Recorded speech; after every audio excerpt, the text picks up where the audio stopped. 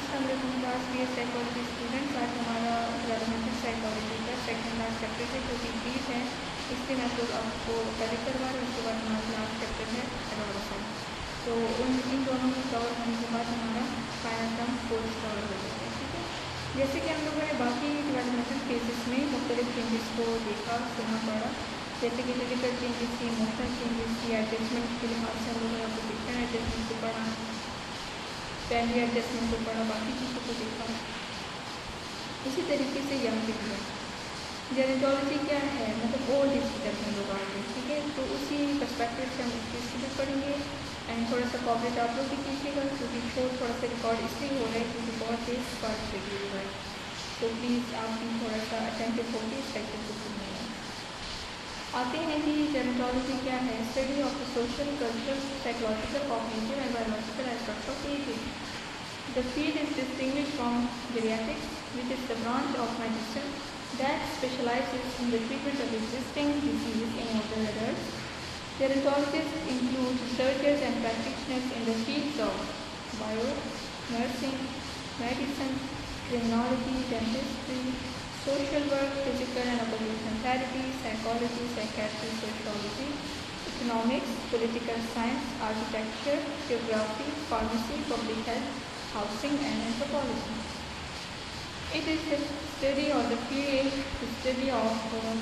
basically it is a study of physical aspects of aging as well as mental, social and societal implications of aging. जेनेटोलॉजी क्या है? Old age में older people की study, जिसमें cultural wise पे अगर हम देखें उनकी स्टडी करना, सोशल भी, साइकोलॉजिकल, उनके कॉग्निटिव प्रोसेस कैसा है, बायोलॉजिकल एस्पेक्ट क्या है, और ये जेरियाट्रिक की फील्ड से डिस्टिंग्विश की गई है। ठीक है, मतलब इससे मुख्तलिफ है। ये तो ओवरऑल एस्पेक्ट्स हम किसी भी ओल्डर एडल्ट के स्टडी करते हैं, जिसमें सारे पहलू आ जाते हैं। ठीक है, लेकिन जो जेरियाट्रिक है वो क्या है? वो ब्रांच है मेडिसिन की, यानी स्पेशलाइज ट्रीटमेंट प्रोवाइड करती है एग्जिस्टिंग डिजीज़ की, जो कि ओल्डर पीपल में होते हैं। ठीक है, तो उनको कहते हैं, वो हमारे पास जेरियाट्रिक से आ जाता है। अब आते हैं जी कि जेनेटोलॉजिस्ट में रिसर्चर्स भी इंक्लूडेड हैं, प्रैक्टिशनर्स भी हैं। प्रैक्टिशनर्स मुख्तलिफ फील्ड से बिलोंग करते हैं, जिसमें biology, nursing, bio nursing, medicine, criminology, dentistry, social work, physical occupational therapy, psychology, psychiatry, sociology, economics, political science, architecture, geography, pharmacy, public health, housing, anthropology, ये सारे एरियाज कवर करते हैं। और ये फिजिकल एस्पेक्ट्स ऑफ एजिंग को study करते हैं, as well as equally side by side हम देखें तो मेंटल को भी करते हैं, सोशल और societal implications of older people या एजिंग प्रोसेस। जैसे कि मैंने आपको बताया कि बाकी स्टेजेस की तरह यहाँ पे भी हम लोग चेंजेस को देखेंगे, कौन कौन सी चेंजेस आ रही हैं, कैसे हैं, उनको क्या इफेक्ट या इन्फ्लुएंस आ रहे हैं। सबसे पहले हमारे पास फिजिकल चेंजेस हैं कि फिजिकल चेंजेस क्या हैं। फिजिकल चेंजेस बेसिकली क्लास जो कि हम लोग नाम को पढ़ के सुन के ही हमें ये आइडिया हो जाता है कि फिजिकल चेंजेस वो होंगी जिसको यानी एक सेंस में हम लोग ऑब्जर्वेबल कहते हैं, लेकिन नहीं, ऑब्जर्वेबल सिर्फ उस चीज़ को कहा जाता है कि मतलब जिसको हम जो हमारे सामने पेश की गई जिसको हम लोग देख सकते हैं। फिजिकल चेंजेस हमारे पास जस्ट ऑब्जर्वेबल नहीं होती, ऑब्जर्वेबल इस सेंस में नहीं होती कि ये इंटरनल चेंजेस भी कर रही है। ठीक है, पास्ट चेंजेस ऑब्जर्वेबल इस सेंस में नहीं होती कि इंटरनल चेंजेस अगर करेंगी, तब्दीली अंदर से आएगी, तभी वो आउटपुट के तौर पर तब्दीली रोनुमा करेगी, शो करेगी। लाइक इंटरनल डिक्लाइन होगा, ऑर्गन की फंक्शन जो है वो स्लो डाउन हो जाएगी, उसका प्रोसेस जो है वो स्लो डाउन हो जाएगा, प्रॉपरली वर्क नहीं कर पाएंगे, तो उसका आउटपुट हमारे पास फिजिकल चेंजेस में आएंगे, ऑब्जर्व हम करेंगे। इंटरनल फिजिकल चेंजेस इस सेंस में होती है जैसे कि हम लोग तो कहते हैं ना कि ओल्ड एज में जो है तो कलर, हेयर कलर चेंज हो जाते हैं, बाल गिरने लगते हैं, ये वो तो ऑब्जर्वेबल है। इंटरनली फिजिकल चेंजेस कैसे, वो तो हम लोग ऑब्जर्व नहीं कर सकते। वो ऐसे हुई कि जो ओल्डर पीपल होते हैं वो चल फिर नहीं सकते, वो ज़्यादातर जवानों की तरह चहलकदमी नहीं कर सकते। ठीक है, ज़्यादा वो नहीं कर सकते, वो थकावट महसूस करते हैं, वो जल्दी कोई सहारा ढूंढ के वहाँ पे बैठते हैं, लेटते हैं, पानी एकदम से मांग लेते हैं, इस तरह से सहारा स्टिक के साथ चलते हैं, नज़र कमज़ोर हो जाना, समाज का कमज़ोर हो जाना, बहुत सारी चीज़ें आती वो आगे बढ़ करते हैं देखेंगे। लेकिन जो ये आहिस्ता से चलते हैं तो क्या ये चहलकदमी से इनको नफरत हो जाती है या ये खफा होते हैं? नहीं, वो बाकी फैक्टर साइड पे कर लें। इम्यूनिटी सिस्टम इनका कमज़ोर हो जाता है। तो जब इम्यूनिटी सिस्टम कमज़ोर हो जाता है तो वो इंटरनल फिजिकल चेंज इनके अंदर आ रही है, इंटरनल तब्दीली होती है और वो आउटपुट के तौर पे हमारे पास आ रही होती है कि वो फिजिकल एक्टिव नहीं है। ठीक है, तो इंटरनल चेंजेस फिजिकल चेंजेस होती हैं जो कि आउटपुट के तौर पे हमारे पास फिजिकल चेंजेस ऑब्जर्वेबल में लाती हैं। यही बात यहाँ पे भी कही है कि ऑन द आउटसाइड भी चेंज फिजिकली अगर देखा जाए, but there are a lot of internal changes that occur to. तो इंटरनली भी बहुत सारी तब्दीलियाँ होती हैं जो कि अकर कर जाती हैं। अगर हमें देखना ये है ओल्डर पीपल के लिए कि एक्सपेक्ट हम लोगों ने ये करना है कि अब जो चेंजेस हैं उनको स्लो हम कैसे करें या जितना हमसे हो सके उनको फैसिलिटेट इस सेंस में करें कि वो एक मतलब कंफर्टेबल लाइफ गुजारें और एज एक्टिव एज पॉसिबल हो लाइफ गुजारें बाकी किसी से उसको देखें। सबसे पहले हार्ट आ जाते हैं। Heart pumps all the day night ये भी ड्यूटी करता है, चाहे हम सोए हों चाहे हम लोग जाग रहे हों। और अगर देखा जाए तो लाइफ टाइम में अप्रॉक्सीमेटली आप कह सकते हो 2.5 बिलियन टाइम ये बीट करता है। ठीक है, धड़कता है 2.5 बिलियन टाइम्स। लेकिन जैसे जैसे एज गुजरती जाती है, ठीक है, इंसान डिक्लाइन की तरफ जा रहा होता है तो ब्लड वेसल्स जो होते हैं वो इलास्टिसिटी में ख़त्म हो जाती है, फैट डिपॉजिट होना शुरू हो जाती है, डिपॉजिट बिल्डअप होना शुरू हो जाते हैं। तो क्या हो जाती है कि आर्टरीज जो हैं शरीयाने वो नैरो होना शुरू हो जाती हैं और फिर दिल को हार्ट को जो है तो ज़्यादा सख्ती से आप कह सकते हो कि मेहनत करनी पड़ती है कि ब्लड को पूरी बॉडी में सर्कुलेट कर दें। ठीक है, थ्रू आउट योर बॉडी कि जहाँ जहाँ क्योंकि ब्लड तो पूरी बॉडी को रिक्वायर होता है, ज़रूरत होती है, नीड होती है बॉडी की, तो उसकी सारा काम और सारी मेहनत फिर हार्ट पे आ जाती है, ओवर बर्डन इस पर हो जाते हैं। और इसकी वजह से इसी ओवर बर्डन की वजह से ओल्ड एज में हाई ब्लड प्रेशर, हाइपरटेंशन जिसे हम कहते हैं, हाइपो नहीं हाइपरटेंशन, ठीक है, क्योंकि आर्टरी जो होती है वो सख्त हो जाती है, वो मतलब हमें फैट बिल्डअप हो जाते हैं। लेकिन साइड बाई साइड हमने देखा कि कौन कौन सी तरीके या क्या हमें करना चाहिए कि ओल्डर पीपल जो हैं तो कंफर्टेबल लाइफ गुजार सकें, ठीक है, एक्टिव गुजार सकें। तो उस पर ये बताया गया है कि taking care of your body, right type की जो मतलब रिक्वायरमेंट है उसको देना चाहिए। जैसे कि गाड़ी के लिए है कि इंजन ठीक हो और बाकी उसमें कोई प्रॉब्लम नहीं तो गाड़ी सही चलेगी, ठीक है, जितना भी आप उसको सफ़र तय करो वो सही चलेगी। लेकिन ज़रा सी भी खराबी आ गई और आप उस चीज़ को छोड़ इग्नोर कर दो तो खराबी आती जाएगी। यही मिसाल और देख है। डाइट का इस्तेमाल करना, एक्सरसाइज, हेल्दी हर्ब फूड्स को लेना, ये मेन पॉइंट है। आगे हमारे पास आ जाते हैं bones, muscles and joints. Bone जो होते हैं वो श्रिंक कर देते हैं साइज में, डेंसिटी में, ठीक है। कुछ लोग आपने देखे होंगे कि ओल्ड एज में पहुँच जाते हैं तो उनकी वो शॉर्टर हो जाते हैं क्योंकि उनकी जो बैक बोन होती है ना वो बेंच हो जाती है, ठीक है, तो वो झुक से जाते हैं। हम लोगों ने देखे ना कि हमारी फैमिली भी ऐसा होता है, यूजुअली बूढ़े लोग चले झुक के चलते हैं, फिर आराम से उनके साथ उनकी पिक्चर को आप लोग माइंड में रखें और इस लेक्चर को सुने तो फिर आपको इंशाल्लाह कन्फ्यूजन नहीं होगी। और फ्रैक्चर और बोन लॉस के सारा मसल, टेंडन, जॉइंट्स जो है फ्लेक्सिबिलिटी, स्ट्रेंथ इनमें कम हो जाती है। एक्सरसाइज यहाँ पे ग्रेट एक जरिया है जो कि प्रिवेंट कर सकता है या स्लो कर सकता है इस प्रॉब्लम को, क्योंकि बोन मसल जॉइंट में हम कर सकते हैं। स्ट्रेंथ को मेंटेन करना, फ्लेक्सिबिलिटी को वो स्ट्रॉन्ग करता है इंसान को। इन एडिशन हेल्दी डाइट जो है वो बहुत हेल्प आउट करती है, जैसे कि इंक्लूडिंग हमारे पास कैल्शियम आ जाते हैं जो कि बोन्स को स्ट्रॉन्ग बनाते हैं। अब यहाँ पे एक और बात आगे लिखी हुई है लेकिन उसको मैं पहले से बताना चाह रही हूँ कि जो कहा गया कि डॉक्टर के पास जाना चाहिए कि किस टाइप की डाइट और कौन सी एक्सरसाइज आपके लिए बेस्ट है, वो इस सेंस में कि अगर कैल्शियम लो तो बोन तो स्ट्रॉन्ग हो जाती है, लेकिन हमारे ब्लड में हर एक मिनरल और हर एक चीज़ के अपने लेवल होते हैं तो जब वो इम्बैलेंस हो जाते हैं तो वो हमारे लिए रिस्क बन जाता है। लाइक अगर कैल्शियम का की क्वांटिटी जितनी रिक्वायरेबल होती है बॉडी में नॉर्मल होती है, उससे अगर वो एक्सीड कर जाए क्या होता है, जहाँ तक मैंने देखे किडनी स्टोन बनना शुरू हो जाते हैं, ठीक है, किडनी स्टोन और बहुत प्रॉब्लमेटिक होते हैं। ठीक है, उसके लिए फिर सर्जरी और ऑपरेशन और क्या कुछ करना पड़ता है। तो इसीलिए कहें कि डॉक्टर के पास जाके सारा सब कुछ उनसे डिस्कस करना चाहिए। डाइजेस्टिव सिस्टम जो है, रिफ्लेक्सेस जो है वो स्लो डाउन हो जाते हैं, निकल डाउन के लिए मुश्किल हो जाती है, इसोफेगस जो है कॉन्ट्रैक्ट हो जाता है, लेस फोर्सफुली हो जाता है। फ्लो ऑफ सिक्रीशन जो होती है डाइजेशन में, स्टमक में जो फ्लो ऑफ सिक्रीशन हो रही होती है जिसकी वजह से फूड डाइजेस्ट हो रहा होता है basically, liver, pancreas, small intestine, वो भी रिड्यूस हो जाते हैं। और यही रिड्यूस फ्लो जो है वो डाइजेस्टिव टिश्यू की वजह बन जाता है। ठीक है, जो कि पहले इंसान यंगर एज में उस चीज़ों को फेस नहीं कर रहा होता, लेकिन ओल्ड एज में ये सारी सिचुएशन क्रिएट होना शुरू हो जाती है।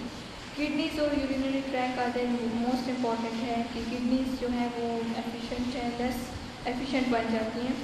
ठीक है, इनका मेन रोल ये होता है कि ब्लड को प्योरीफाई करती है ना। ठीक है, तो वेस्ट प्रोडक्ट्स को एक्सक्रीट करती हैं यूरिन के जरिए, लेकिन जब ओल्ड एज में इंसान पहुँच जाता है तो ये उस तरीके से नहीं कर पाते और लॉस ऑफ सेल हो जाते हैं। क्रॉनिक डिजीज़ भी इसकी वजह से आ जाते हैं, डायबिटीज़, हाई ब्लड प्रेशर आ जाता है और उनकी वजह से मज़ीद किडनीज को डैमेज होता है।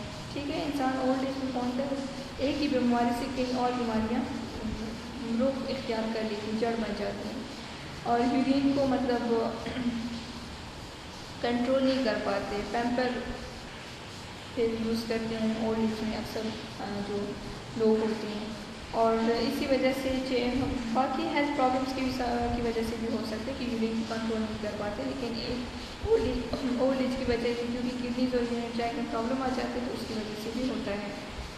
हार्मोन फीमेल में देखा गया कि हार्मोनल लेवल जो है उसमें चेंजेस आ जाती हैं और मेल में इनलार्ज प्रोस्टेट हो जाता है। ठीक है, ये सारी चेंजेस आ जाती हैं एक नेगेटिव एस्पेक्ट से बताएंगे क्योंकि डिक्लाइन की तरफ जा रही है सारी चीज़ें। ब्रेन और नर्वस सिस्टम आ जाते हैं हमारे पास फिफ्थ पे।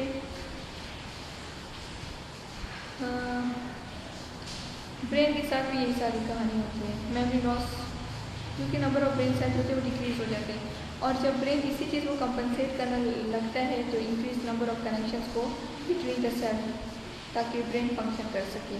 रिफ्लेक्सेस जो है वो स्लो डाउन हो जाते हैं, डिस्ट्रैक्शन जो होती है मोर लाइकली हो जाती है, अकरिंग होती है उसकी और कोऑर्डिनेशन बेसिकली बहुत ज़्यादा इफेक्टिव होता है। ठीक है, बॉडी कोऑर्डिनेशन, बॉडी पार्ट्स की कोऑर्डिनेशन बहुत ज़्यादा इफेक्ट कर जाते हैं इससे नेगेटिवली। आइज़ की तरफ आते हैं, विजन चेंजेस हो जाती है या लॉस हो जाता है। ठीक है, नज़र कमज़ोर या टोटली उनको नज़र नहीं आ रहा होता, जैसे कि we may need help seeing objects that are closer as a wellness difference. तो ऑब्जेक्ट्स को हम नज़दीक से फिर देखने की कोशिश करते हैं ओल्ड एज में पहुँच के। ठीक है, दूर से नहीं, नज़दीक अपनी आंखों के पास ला के। डिफ़िकल्ट टाइम होता है मान लीजिए अगर लो कंडीशन में, लो लाइट कंडीशन में किसी चीज़ को देखा जाए तो ओल्डर पीपल उसमें नहीं डिफ्रेंशिएट कर पाते कि कलर क्या है, मतलब पर्पल, रेड और इस किस्म के कलर को ब्लैक से डिफ्रेंशिएट करने के लिए बहुत ज़्यादा मुश्किल होती है क्योंकि डिफरेंटली परसीव नहीं कर पाते, उसमें डिफ्रेंशिएट नहीं कर पाते बेसिकली और less capable of producing tear हो जाते हैं। ठीक है, लाउडर हो जाती है लेस। कॉमन आई प्रॉब्लम्स जो हैं वो ग्लूकोमा है और मैक्यूलर डिजनरेशन आ जाते हैं हमारे पास इस एज में।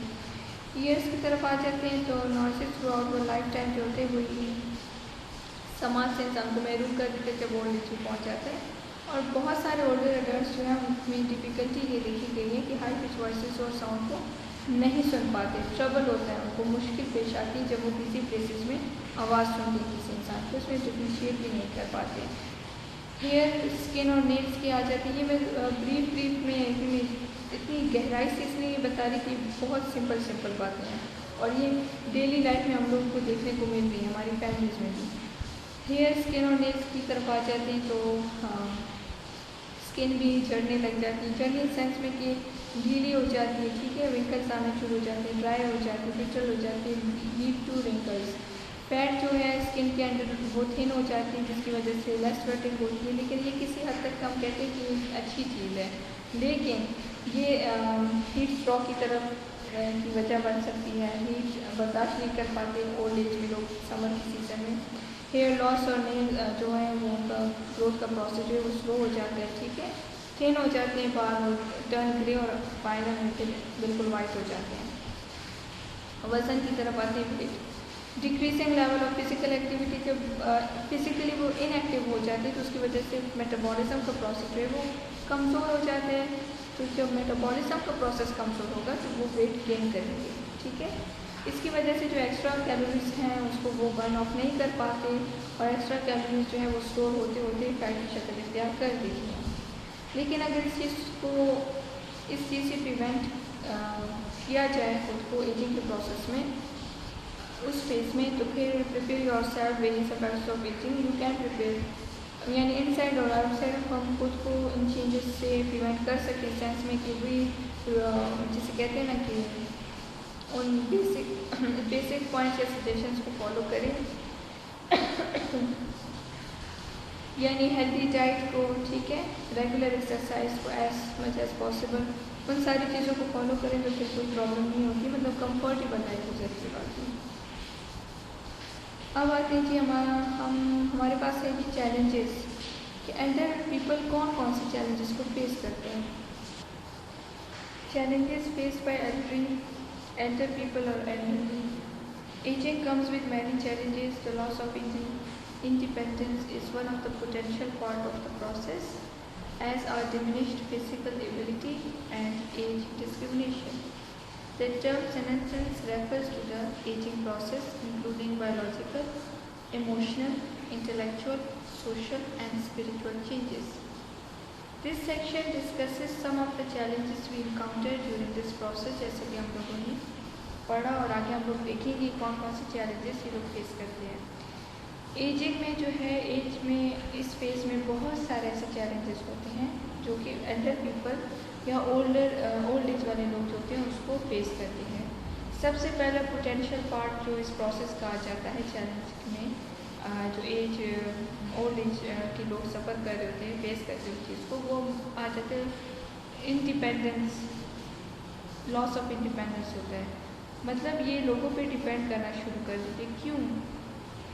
फिजिकली इनएक्टिव होते हैं, बहुत सारे ऐसे काम होते हैं जो कि ये पहले कर पाते थे अब नहीं कर पाते, इनमें इतनी हिम्मत या सलाहियत नहीं रह पाती, तो ये दूसरों पे इन्हिसार करना शुरू कर देते हैं।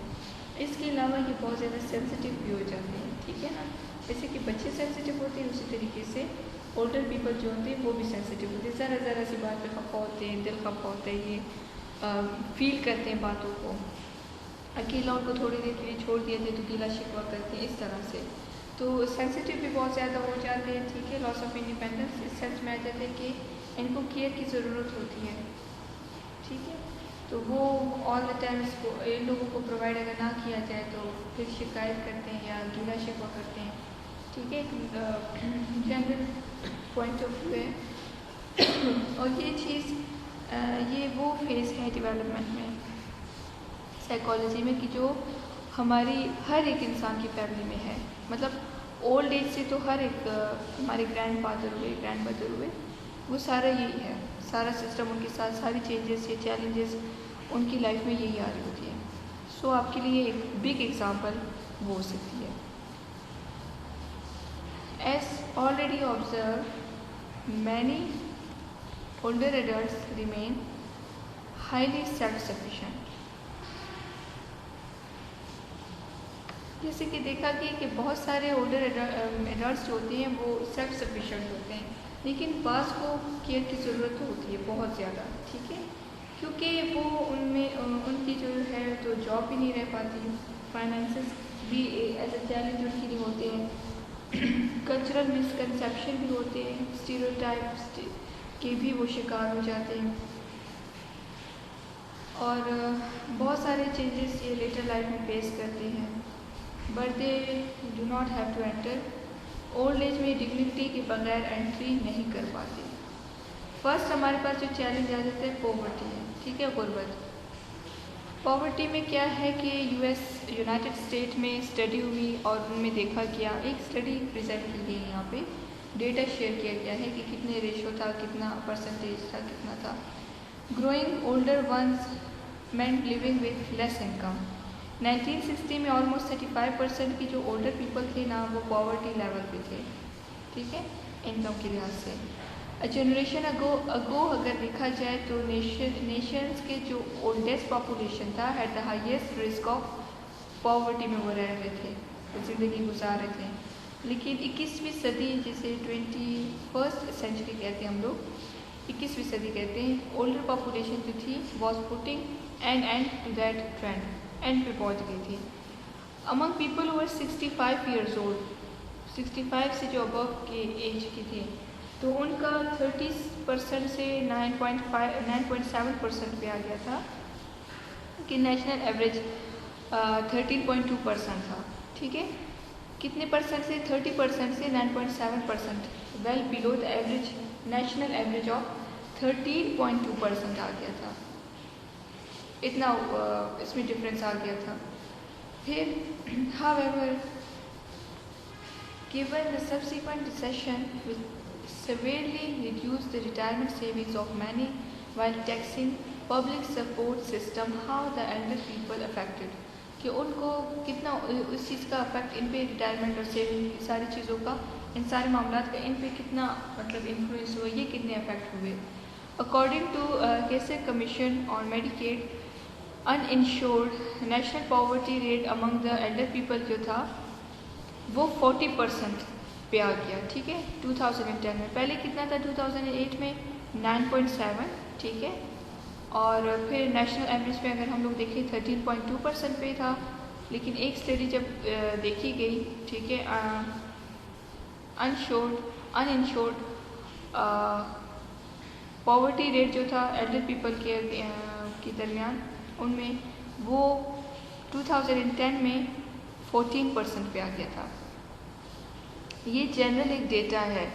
इसके अलावा आप इनकी इमोशनल भी लिख सकते हो, क्योंकि एक बिग एग्जांपल आप लोग के पास अपनी फैमिली में आ सकते हैं। ठीक है, कि डिपेंड कर देते हैं दूसरों पे, लव, अफेक्शन, केयर के लिए। ठीक है, बाकी अपनी जो डेली लाइफ की ज़रूरियात हैं उनके लिए भी डिपेंड करते हैं। फाइनेंसेस इनके ऐसा चैलेंज होते हैं, क्योंकि ये तो काम करने के काबिल नहीं रहते, जॉब वगैरह नहीं कर सकते। और ज़रूरी ये भी नहीं है कि बहुत सारे लोग अपने मतलब मिडिल अडल्टहुड या अर्ली अडल्टहुड में जॉब पे थे, गवर्नमेंट जॉब थी या कोई भी ऐसी अच्छी खासी इनकी जॉब थी, तो बाद में इनको रिटायरमेंट के बाद पेंशन मिलेगी, या अगर प्राइवेट भी कोई कंपनी वगैरह चला रहे थे तो बाद में उनको अच्छा खासा प्रॉफिट उस चीज़ का मिलेगा। नहीं, हर एक इंसान की जो लक होती है, हर एक इंसान का जो लाइफ साइकिल जो इंसान की हर एक की होती है वो मुख्तलिफ होती है। तो बहुत सारे ऐसे लोग होते हैं जो कि अनएजुकेटेड होते हैं, लेकिन एज का जो प्रोसेस होता है उसमें तो वो लोग भी आते हैं। तो क्या वो लोग मतलब उनको तो ना पेंशन मिलती है, ना उनकी कोई कंपनी वगैरह होती है, तो वो लोग क्या करेंगे? तो ऐसे लोग बहुत ज़्यादा सफ़र करते हैं। ठीक है, एग्जाम्पल साइड बाई साइड दोनों चीज़ों को हम लोग डिस्कस करते जाएंगे। एजेस हम आ जाते हैं। मैंने मॉडर्न नेशन में देखा गया है कि industrialization contributed to the diminished social standing of the elder people. Industrialize हो गए हैं, सोशली जो है वो एक ओवरकम हो जाते हैं। एल्डर लोग के लिए सोशलिज्म या सोशल स्टैंडिंग डिमिनिश हो जाती है। ठीक है, एल्डर पीपल के लिए आजकल के दौर में देखें तो wealth, power, Prestige are also held by those in younger age brackets. Wealth, power, ये सारी चीज़ें जो है ये यंगर के लिए हैं। ठीक है, इन्हीं की एक तरह से हुकूमत है इस पर। The average age of corporate, जो एवरेज रेज हमारे पास average age by today, well ठीक है, ये तो हो गया। The average age of corporate executives was 59 years old in 1980, and in 2008 जो एवरेज एज थी वो लो हो गई to 54 years old, start according to 2008। ये भी एक स्टडी के ही रिजल्ट को इन्होंने यहाँ पे शेयर किया कि 1980 में इतनी थी, ठीक है, 59 years old था, और 2008 में आके तो 54 years हो गया। Some older members of the workforce felt threatened by this trend and grew concerned that younger employees in higher level positions, आगे है जी, some older members of the workforce felt threatened by this trend and grew concerned that younger employees in higher level positions would push them out of the job market. Rapid advancements in technology and media have acquired have required new skill sets that older members of the workforce are less likely to have. Changes happen not only in the workplace but also at home.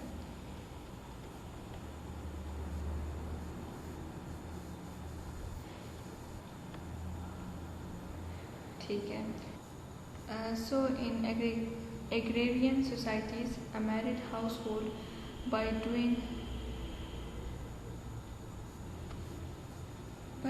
chores, cooking and helping with child care. Agrarian societies में जो married house hold होते हैं वो मतलब chores means की जो daily life के daily routine के काम काज होते हैं वो कुकिंग हुई, ठीक है, चाइल्ड केयर में हेल्प करना, ये सारी चीज़ें. तो ऊपर हम लोगों ने ये देखा ना इस लेक्चर में कि एक मिनट कि ओल्डर मेंबर्स वर्क प्लेस पे फेल्ट थ्रेटन की, ठीक है, इस ट्रेंड की बेस पे कि मतलब जो न्यू एम्प्लॉयज़ हैं जो कि यंगर एम्प्लॉयज़ है बेसिकली, उनकी वजह से वो हाई लेवल और पोजीशन पे आ रहे हैं. उसकी वजह से जो इनकी डिमांड है, ठीक है, ओल्ड पीपल की, इनकी डिमांड एक तरह से जॉब मार्केट से कम होती जा रही है और बिल्कुल ख़त्म हो जाएगी. तो ये इनके लिए एक थ्रेटनिंग सिचुएशन आ जाती है जो इन्होंने पर्सनली फील की. और वर्क प्लेस पे भी नहीं बल्कि घर पे भी, ठीक है, होम लाइफ में भी इनको ये ऐसा महसूस होता था या ऐसा महसूस होता है ओल्ड एज में.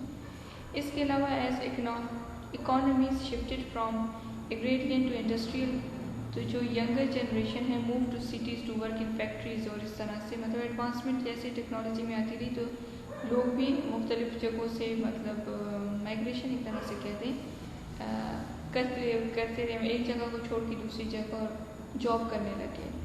The older people begin to be seen as expensive burden, और ये एक जिसे कहते हैं ना बोझ समझने लग गए, ठीक है, ओल्डर पीपल को बोझ समझने लगा. They did not have the strength and stamina to work outside the home, क्योंकि उनमें तो इतना स्टेमिना नहीं था, ठीक है, मतलब इस एज में तो इतना स्टेमिना नहीं होता, ना इतनी स्ट्रेंथ होती है, तो इसी वजह से घर के बाहर ये काम नहीं कर सकते थे और बाकी जो फैमिली मेम्बर्स या बाकी सोसाइटी के लिए ये एक बर्डन की तरह थे. What began during industrialization, a trend toward older people living apart from their grown children has become commonplace. और यही जो थी ये ट्रेंड के ओल्डर पीपल जो थे वो अपनी बच्चों जिनको उन्होंने इतना बड़ा पाल पोस के इतना बड़ा किया उनसे ही मतलब एक अलग हो जाना, लिविंग अपार्ट, ठीक है, हट के रहना, हैज़ बिकम कॉमन प्लेस. ये एक अब आजकल की सोसाइटी में भी क्लास अगर देखा जाए तो ऐसे बहुत सारे केसेस होते हैं. फॉरेन कंट्रीज में देखें तो उनको ओल्ड हाउस का नाम दिया है, ठीक है, तो क्या है कि जो ऐसे इनकी फैमिलीज़ में ओल्ड एज के लोग होते हैं तो उनको साइड पे कर देते हैं, apart from their living life, उनको अलग कर देते हैं, ठीक है. तो ये चीज़ बिल्कुल भी ठीक नहीं है. यहाँ हमारी सोसाइटी में ऐसा नहीं होता, लेकिन मिस ट्रीट ज़रूर किया जाता है क्योंकि वो साइकोलॉजिकल वेलबींग के लिए बहुत नेगेटिव उसका असर आता है. एक ही माहौल में, ज़ाहिर बात है, आप सोचिए ज़रा, एक ही माहौल में पल बढ़ के सारी उम्र खिदमत करके सारी उम्र वक्फ कर देना, चाहे वो मेल हो फादर हो चाहे वो फीमेल हो मदर हो, और उनको उठा के फिर टोटली अपनी ज़िंदगी से अलग कर देना, बोझ समझना, तो ये बहुत एक बर्डन समझना उनको और अपनी ज़िंदगी से निकाल देना, ये अजियत है, ठीक है. आगे आते हैं जी mistreatment and abuse. Mistreatment and abuse of older people is a major social problem है. As expected with the biology of ageing, elder people sometimes become physically frail. और ये जो है मतलब दूसरों पे डिपेंड करना, हम लोगों ने स्टार्ट में पढ़ा ना कि इंडिपेंडेंस, लॉस ऑफ इंडिपेंडेंस हो जाता है, तो ये दूसरों पे डिपेंड करना शुरू हो जाते हैं अपनी ज़रूरियात के लिए, अपने कामों के लिए, ठीक है, डेली बेसिस पे जितने काम हो, जो हेल्थ हो, वेल्थ हो, सारी हर एक एस्पेक्ट पे से अगर देखा जाए तो ये डिपेंड करने लगते हैं दूसरे लोगों पे. Sometimes for small needs like house hold task, उससे रिलेट करते हुए, या असिस्टेंस, ठीक है, असिस्टेंस विद बेसिक फंक्शंस यानी टॉयलेटिंग के लिए, खाना पीना इसके लिए। Unlike a child who also is dependent on another for care, an elder is an adult with lifetime of experience, knowledge and opinions, a more fully developed person. This makes the care providing situation more complex. क्योंकि जो older people होते हैं उनका life experience भी बहुत ज़्यादा होता है, उनके पास नॉलेज भी बहुत ज़्यादा होता है, उनकी ओपिनियन भी बहुत ज़्यादा होते हैं और अपना एक सॉलिड ओपिनियन होता है उनका, ठीक है, एक स्ट्रॉन्ग ओपिनियन रखते हैं वो, तो एक फुली डिवेलप्ड इंडिविजुअल होते हैं। जैसे मतलब बच्चे हैं वो भी, जैसे दूसरे आपको स्टार्ट के लेक्चर में मैंने बताया था कि जैसे बच्चे होते हैं सेंसिटिव होते हैं या दूसरों पे डिपेंड करते हैं, इसी तरीके से जो ओल्डर पीपल होते हैं वो भी दूसरों पे डिपेंड करते हैं, ठीक है, चाहे वो हाउस होल्ड टास्क हुए, छोटे छोटे काम हुए, तो उस पर भी उसके लिए भी डिपेंड करने लग जाते हैं। और ये जो है एक इस चूँकि वो फुली डेवलप पर्सन होते हैं, मेच्योर होते हैं, सब कुछ उनको पता होता है, एक्सपीरियंसेस उनके पास बहुत ज़्यादा होते हैं, तो ऐसे में केयर प्रोवाइड करना एक कॉम्प्लिकेटेड या कॉम्प्लेक्स सिचुएशन बन जाती है, ठीक है, वो बहुत कॉम्प्लेक्स हो जाता है ऐसी सिचुएशन में केयर प्रोवाइड करना। एल्डर एब्यूज़ आ जाता है। Elder abuse occurs when a care taker intentionally, चाहते हुए, deprives an older person of care, यानी हार्म कर देना उसको, ठीक है। केयर गिवर में भी फैमिली मेम्बर भी हो सकते हैं, रिलेटिव भी हो सकते हैं, उसके फ्रेंड्स भी हो सकते हैं, हेल्थ प्रोफेशनल्स भी हो सकते हैं, एम्प्लॉयज़ ऑफ सीनियर हाउसिंग और नर्सिंग केयर, कोई भी बंदा हो सकता है। The elder person may be subject to many different types of abuse, मतलब शिकार बन सकते हैं मुख्तलिफ एब्यूज़ का, जैसे कि 2009 में स्टडी की थी ऑन द टॉपिक, इसी टॉपिक पे, मतलब कि एल्डर एब्यूज़ पे, led by doctor Ron. Team of the researchers identified 5 major categories थी एल्डर एब्यूज़ की, 5, जिसमें आ जाती है फिजिकल एब्यूज़, हिट करना, शेक कर देना, सेक्सुअल एब्यूज़ था, साइकोलॉजिकल या इमोशनल एब्यूज़ था, सच एज वर्बल हैरेसमेंट, बुरा भला कह देना इस तरह से, ठीक है, अजियत देना। 4th है जी neglect to provide adequate care, जो मतलब उनको केयर की ज़रूरत थी वैसे ना प्रोवाइड करना, इनएडिक्वेट प्रोवाइड करना, ठीक है, कम ख्याल रखना या इस तरह से। फाइनेंशियल एब्यूज़ या एक्सप्लॉयटेशन, ये 5 हमारे पास एल्डर एब्यूज़ आ जाते हैं, जो कि डॉक्टर रॉन ने इन 2009 इस टॉपिक पे स्टडी की और उन्होंने ये फाइंड आउट किए कि 5 किस्म के हमारे पास, बाकी रिसर्चर्स भी इसमें इन्वॉल्व थे स्टडी में, और 5 चीज़ों को हमारे सामने रखा है। लास्ट टॉपिक हमारे पास आ जाता है इसी चैप्टर का, elderly and death, old age और डेथ। अब लाइफ जो है ना आगे की तरफ चलेगी बहुत, और अभी उनके पास मतलब एक तरह से यूँ समझ लें कि उनके पास टाइम कम रह गया, ठीक है।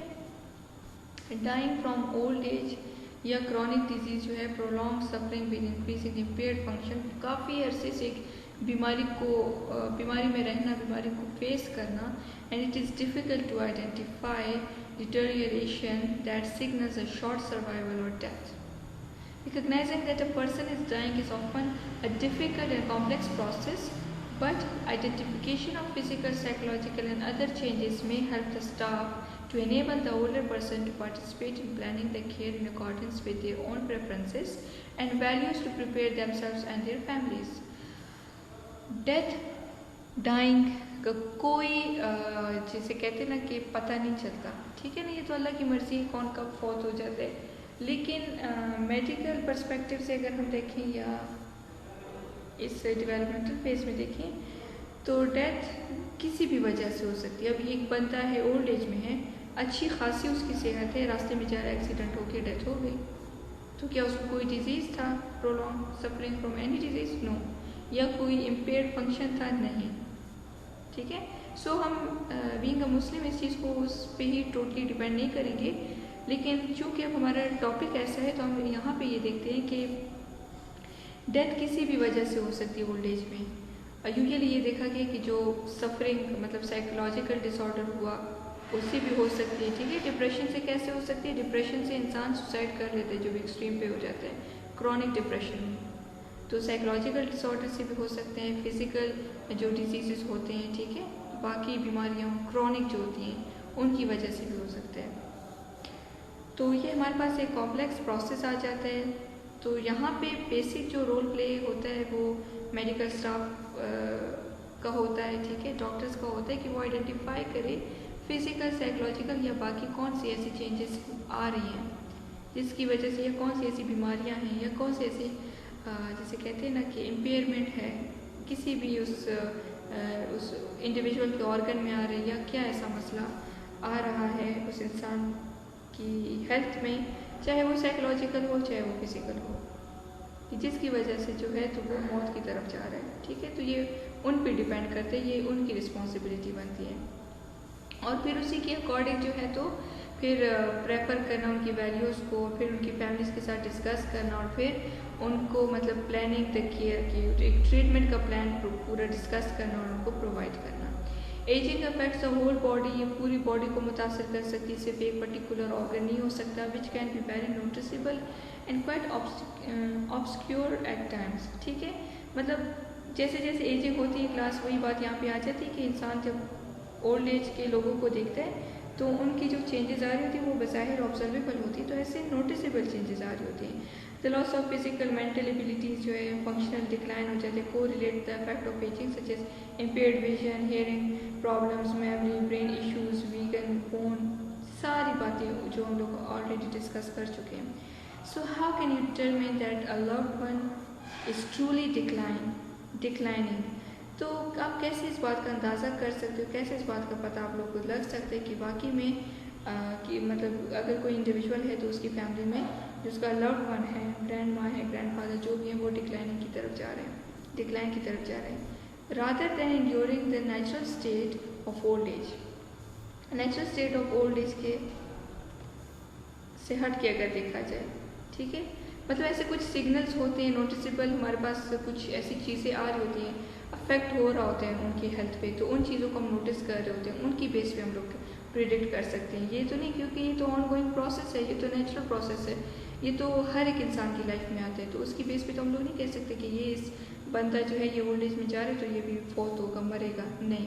जैसे कि मैंने आप लोग को एग्जाम्पल दी कि जैसे कि किसी क्रॉनिक बीमारी ज़रूरी नहीं कि इंसान को हो ओल्ड एज में वो उसी से उसकी डेथ हो, नहीं, रास्ते में वो बंदा जा सकता है, गिर गया, चोट पड़ गई, वो फौत हो गया, सही।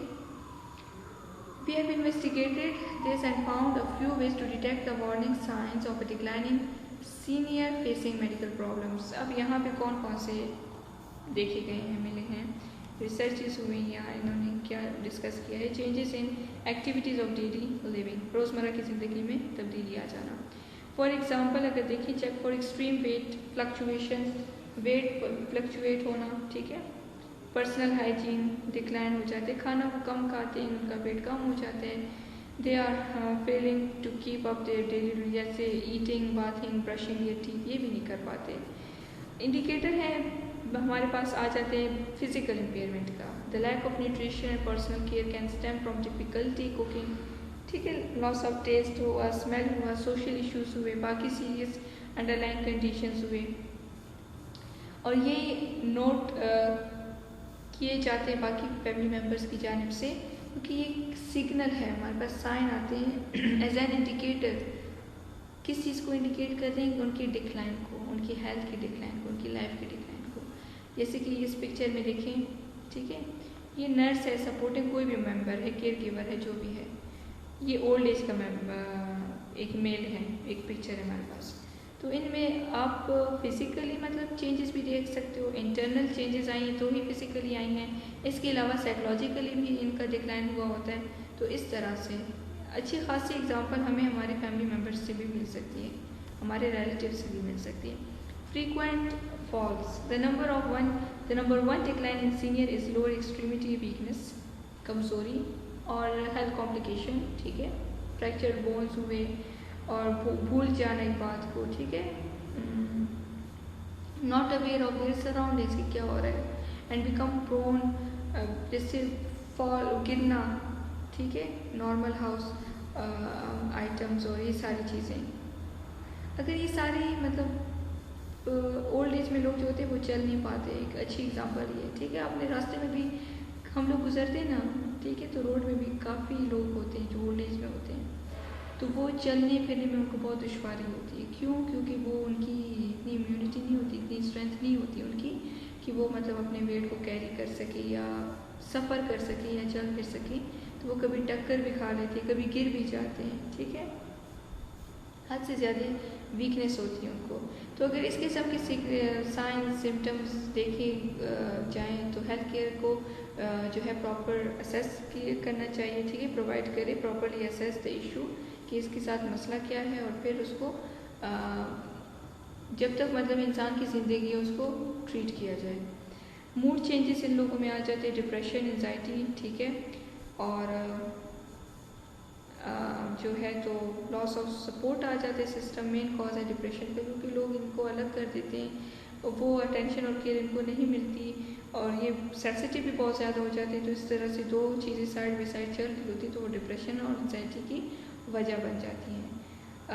अब जो है तो फैमिली मेम्बर्स में ये यहाँ पे उस पॉइंट से ही डिस्कस किया कि अपनी फैमिली में से या रिलेटिव में से जो ओल्ड एज में हैं उनके मूड को, कि वो किस टाइम पे चेंज हो रहे हैं, उन सारी चीज़ों को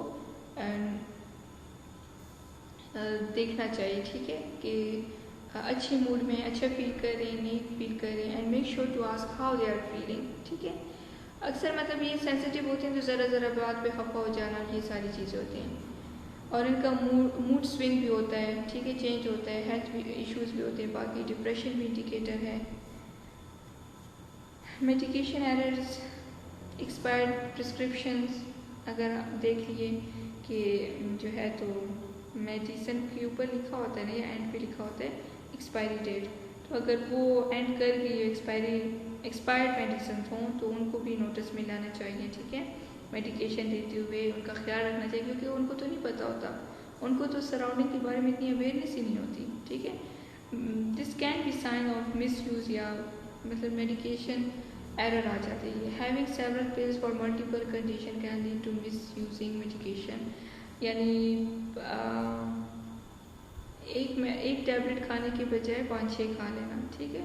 याद उनको नहीं होता, या एक ही मेडिसिन की बार टैबलेट ले लेते हैं, ठीक है, कैप्सूल है, टैबलेट है, लेनी दिन में एक दफ़ा होती है, उनको याद नहीं होता तो वो 2-3 दफ़ा ले लेते हैं, तो ये भी मिसयूज़ ऑफ मेडिकेशन आ जाता है। और इसके लिए कंसल्ट करना चाहिए हेल्थ केयर प्रोवाइडर के साथ, ठीक है, या नर्स जो होती हैं, और उनसे प्रॉपर जो है क्वेश्चन करना चाहिए यूज़ ऑफ मेडिकेशन के बारे में। मिस हैंडलिंग फाइनेंसेस, ये बहुत मेन इशू हो जाता है इनकी लाइफ का, कि ये नहीं मैनेज कर पाते, ये हैंडल नहीं कर पा सकते, ठीक है। बैंक और फाइनेंसेस और ये सारा ATM कार्ड, ये सारी चीज़ें, ठीक है, अनपेड बिल्स और ये सारी चीज़ें इनके लिए एक प्रॉब्लम बन जाती हैं, और इनके लिए भी यहाँ पे इनको असिस्टेंस की ज़रूरत होती है, ठीक है, कि कोई इनको गाइड करे। एक स्टडी पब्लिश हुई थी जी the journal of American geriatrics society में, और उन्होंने ये लिखा था कि फाइनेंशियल कैपेसिटी जो है वो डिक्रीज़ होती है जैसे जैसे एज इंक्रीज़ होती है, स्पेशली देखा गया फीमेल्स के लिए। तो जिनको ये ट्रबल थी, वो अपने फाइनेंसेस को हैंडल नहीं कर पा रहे थे, तो उनमें ये भी डिफ़िकल्टीज आई डेली लाइफ की, ठीक है। जैसे कि हम लोग ऑलरेडी पीछे अर्लियर मतलब मेंशन है, उसको हम लोगों ने देखा है डेली लाइफ की ADL, जैसे एक्टिविटीज़ इन डेली लाइफ, तो उसमें भी उनको प्रॉब्लम्स देखी गई हैं। एडिशनल वार्निंग साइंस हमारे पास मिस हैंडलिंग फाइनेंसेस के आ जाते हैं, मेल वगैरह, ठीक है, checks, forgetfulness of call from creditors, मतलब ये सारा जो इनका फाइनेंस से रिलेटेड होता है वो इम्बैलेंस हो जाता है। सरप्राइजिंगली जो most common way to die after age 65 है is to fall down. According to American Association of Neurological Surgeons (AANS), in 2006 more than million people एक साल में are treated in US hospital emergency rooms, क्योंकि उनको head injuries आई थी। जैसे मैंने आपको बताया, आपको रास्ते में रोड पे भी लोग नजर आ रहे होंगे, गिर जाते हैं, हेड इंजरी हो जाती है, मर जाते हैं। इसी तरीके से बच्चे जो होते हैं उनको भी बहुत अंडर एज 4 ईयर्स अगर होते हैं तो वो हाई रिस्क पे होते हैं, ठीक है, हेड इंजरी के। और इसके अलावा यहाँ पे है ठीक है, according to the US consumer product safety commission, ठीक है, many more get hurt by but are treated at doctors office, ठीक है, उनको तो ट्रीटमेंट मिल जाती है इमीडिएट केयर सेंटर पे, और do not seek medical treatment. Children जो जैसे मैंने आपको बताया कि अंडर 4 ईयर्स जब होते हैं तो उनको भी ये ख़तरा रहता है। अकॉर्डिंग टू ये जो स्टडी हुई और जो रिज़ल्ट हमारे पास आता है ये American association of neurological surgeon उनके अकॉर्डिंग है। These 20 things contribute to most head injuries। ठीक, और यही सारी चीज़ें हम लोगों ने जो पढ़ी पॉइंट्स, यही सारे जो हैं 20 हेड इंजरीज को मैंने इंक्लूड नहीं किया, ये लाइन एक्स्ट्रा यहाँ पे ऐड हो चुकी है, इसको रिमूव कर दीजिए, मतलब ये आपके नोट्स में नहीं है। ठीक है, ये 20 इंजरीज हेड जो हमारे पास रीजंस आ जाते हैं वो हमारा कंसर्निंग टॉपिक नहीं है। ओवरऑल जो चैप्टर था एडल्ट का, एजिंग का, वो हम लोगों ने आज ये चैप्टर कवर होके उस लाइन को मैंने इसलिए रेस कर दिया कि वहाँ पे टाइप्स लिखी हुई थी, तो हेड इंजरी की टाइप्स को हम लोगों ने फर्दर इतने डीप में, इतना डेप्थ में नहीं पढ़ना। ठीक है, तो जो टॉपिक था हमारा, जो चैप्टर था बेसिकली वो कवर हो गया। अब आपका डेवलपमेंटल साइकोलॉजी का एक चैप्टर है एडोलसेंट का, वो मैं नेक्स्ट लेक्चर में वो डिलीवर करने जा रही हूँ। सो काइंडली क्लास, जैसे कि मैं हर एक लेक्चर के एंड में कहती हूँ, ये बहुत सिंपल है। ठीक है, इसमें कोई टेंशन वाली बात या कोई भी ऐसा मसला नहीं है, लेकिन फिर भी अगर आपको कोई मतलब किसी पॉइंट की समझ ना आई हो, या जैसे मैं आपसे हमेशा एंड पे कहती हूँ हर एक लेक्चर के, तो आप लोग इस लेक्चर को भी सुनो, क्योंकि बिग एग्जाम्पल, एक अच्छी खासी एग्जाम्पल हमारी रोज़मर्रा की लाइफ में हमें देखने को मिलती है, हमारे रिलेटिव्स में है। तो ये आप लोगों से मतलब मिक्स या कंफ्यूज इसमें नहीं होंगे। बाकी जो भी पूछ लें तो आप लोग पूछ लें, ठीक है, लेक्चर को सुनने के बाद। सही है, ओके, थैंक यू, अल्लाह हाफिज़।